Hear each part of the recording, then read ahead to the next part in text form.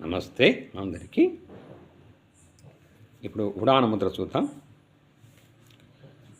ఎలా వేయాలి చూపుడు?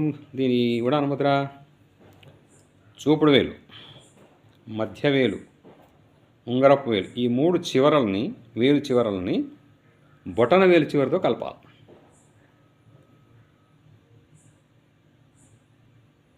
చిటికల వేలుని విడిగా ఉంచాలి నిటారుగా. ఓకే, ఇది ఇలా పెట్టుకోవాలి తొడల మీద. ఇది దేనికి? ఈ ముద్ర వేసుకోవడం వల్ల చెవి, ముక్కు, కొంత సమస్యలు దూరం అవుతాయి.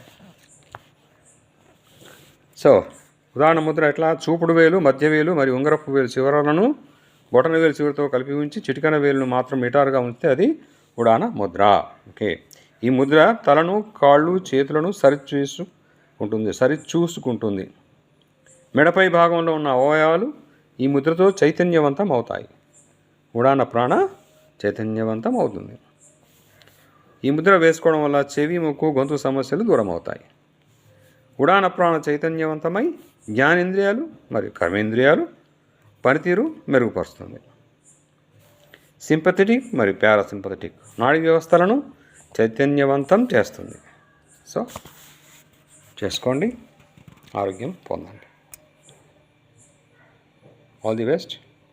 Thank you viewers, thank you subscribers, thank you one and all. Me Jayaprakash.